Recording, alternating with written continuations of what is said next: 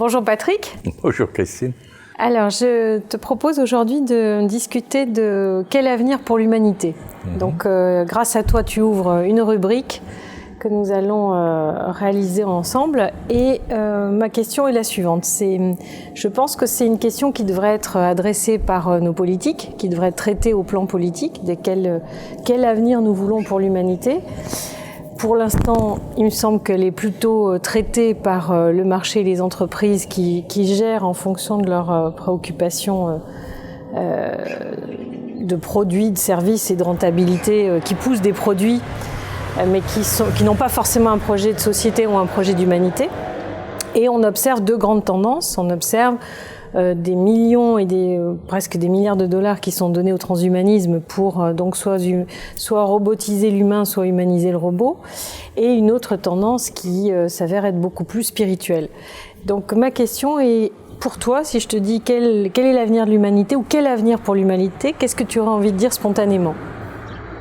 Je dirais que effectivement il y a une alternative qui se profile de plus en plus entre les courants de type transhumanisme que tu évoques, donc de post-humanité, et puis ceux que j'appelle de pleine humanité, qui existent aussi. J'ai la chance, par exemple, de participer à un réseau international des dialogues en humanité qui est en plein sur ce terrain-là, mais ça progresse dans d'autres milieux. Là, je rentre du Forum social mondial de Tunis, et cette question-là, d'investir pleinement la mondialité, de ne pas confondre mondialisation, qui est devenue synonyme de globalisation financière, et de mondialité, pour reprendre le terme d'Édouard Glissant. Ça permet justement de dire on n'est pas condamné à ce qu'une infime minorité cherche à devenir des surhommes et à avoir avec les autres un rapport de domesticité comme des sous-hommes. Il est au contraire possible, y compris d'aller utiliser l'aspect positif des grandes mutations technologiques, révolution numérique, révolution du vivant, etc., mais au service de la pleine réalisation d'une humanité. Le mot de pleine humanité, il est à ce moment-là dans les différents sens du terme. C'est à la fois le droit de tout être humain de vivre pleinement son humanité, donc sortir de la lutte pour la survie et de la sous-humanité, mais aussi la capacité à développer pleinement l'ensemble de ses potentialités créatrices, y compris sur le plan spirituel. Parce qu'une question évidente qui arrive quand on parle de transhumanisme, c'est la question de l'eugénisme. C'est-à-dire que si on a une partie de l'humanité qui devient donc supra par rapport à ce que nous sommes en termes de capacité, nous-mêmes allons devenir des sous-hommes.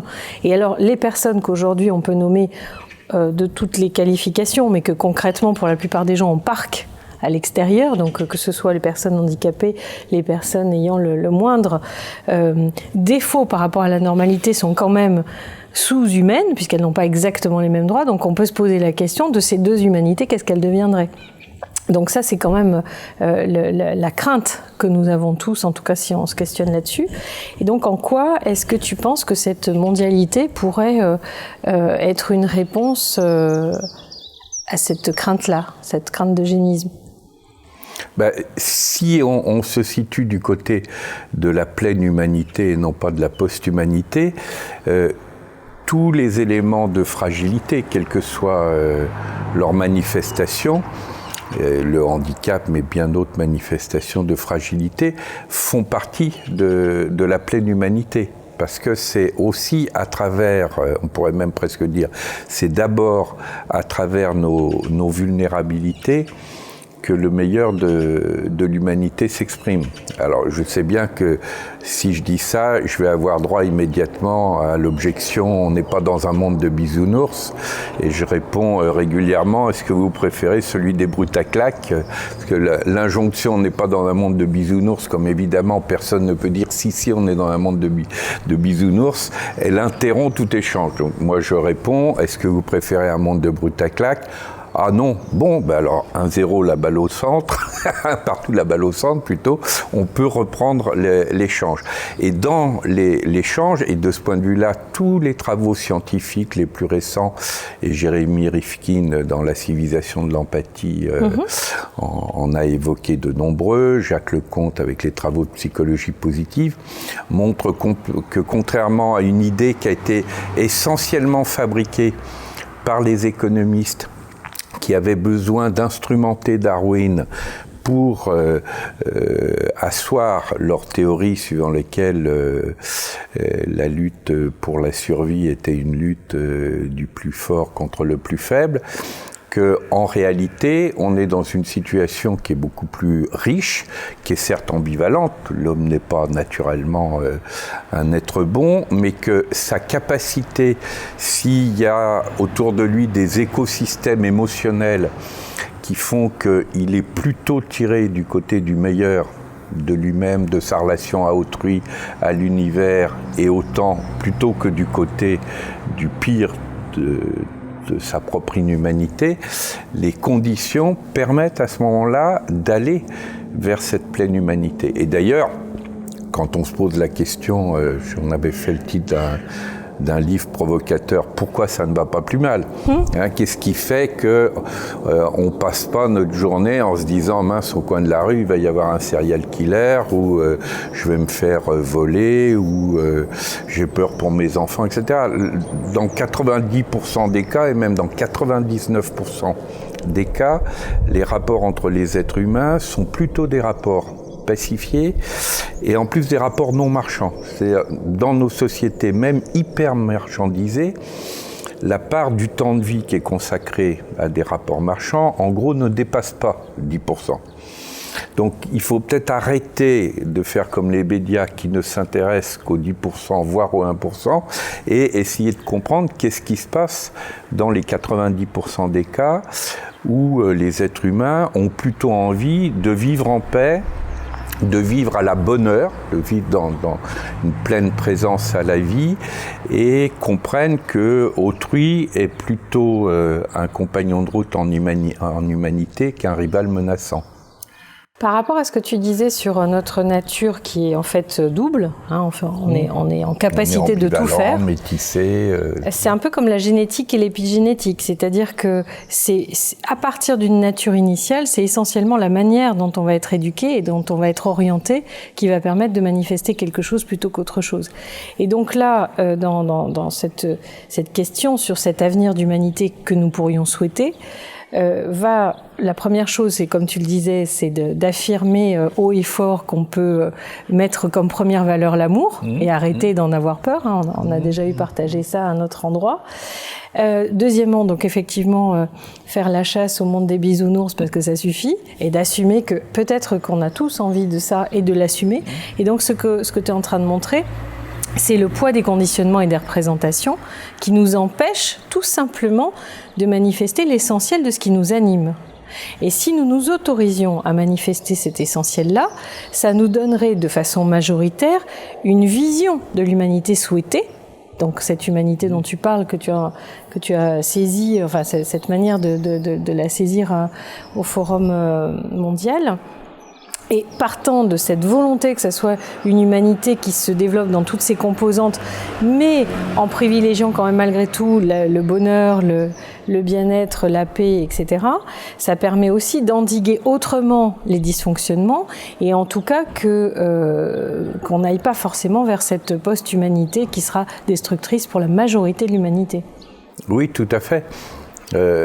On dit souvent avec Abdenour Bidar, avec lequel on a initié un mouvement qu'on appelle le mouvement du 11, parce qu'on se donne rendez-vous tous les 11 du mois pour faire vivre l'esprit de fraternité, qu'il n'y a pas un seul dérèglement climatique qui serait celui du réchauffement. Il y a aussi la glaciation qui est du côté de la climatologie émotionnelle et relationnelle.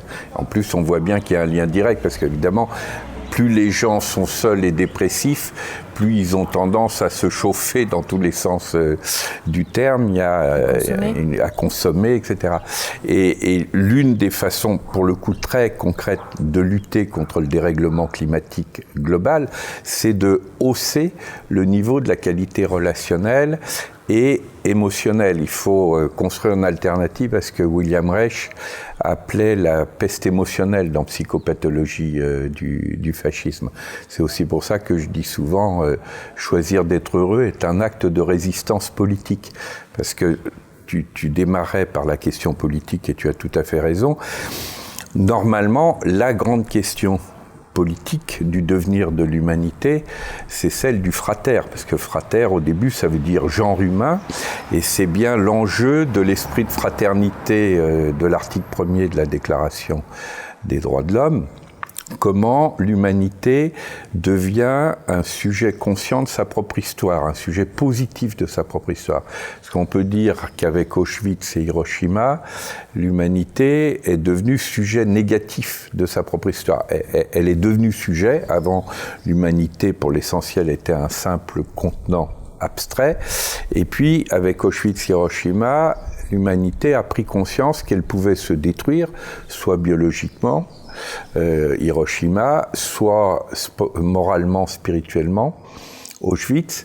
Et le mouvement inverse, il est venu assez vite, puisque la Déclaration universelle des droits de l'homme, il constitue le mouvement du côté de l'éros, du côté de la force de vie, face à Thanatos. Et l'alternative entre pleine humanité et post-humanité, elle est du même ordre, c'est-à-dire comment on est du côté des forces de vie.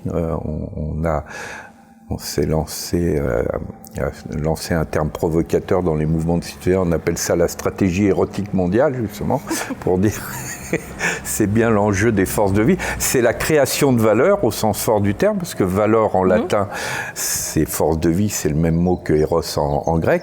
Donc, au lieu d'être en permanence dans la novlangue de l'économiste dominant qui nous disent, par exemple, que seules les entreprises créent de la valeur et réduisent la valeur à des flux monétaires, le value for money de la langue du business, nous disons, nous sommes des créateurs de valeur comme force de vie, comme les deux forces de vie principales, c'est d'un côté la nature et de l'autre côté les humains et leur combinaison sur les territoires, l'objet d'une stratégie érotique mondiale, c'est une création massive, une co-création, parce que il n'y a pas de création ex nihilo, l'univers nous est donné, la vie nous est donnée, l'intelligence nous est donnée, donc on part d'abord d'une posture de don, mais on est co-créateur et transformateur dans cet univers, et à ce moment-là, oui, on peut dire que nous sommes co-créateurs de valeur, et là, il y a un avenir infiniment plus riche que celui de la post-humanité, qui réserve à une infime minorité,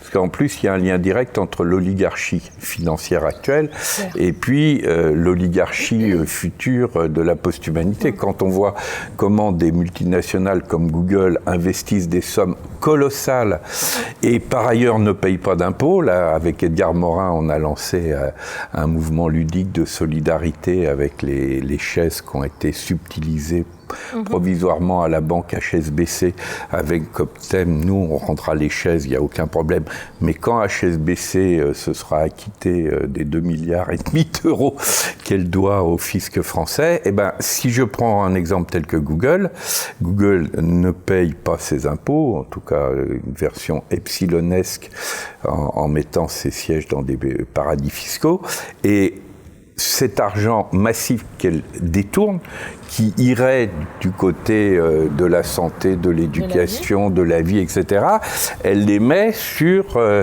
ces acteurs qui seront forcément une infime minorité, et j'ajoute qui de toute façon seront confrontés à la question majeure du sens de la vie, de la mort, du désir, etc. Parce que même s'ils vivent 1000 ans, hein, c'est Laurent Alexandre qui passe son temps dans les conférences à dire l'homme qui vivra 1000 ans est peut-être présent dans cette salle, ben, l'homme qui vivra 1000 ans, il sera toujours confronté à la question du sens, du désir, de l'amour, etc.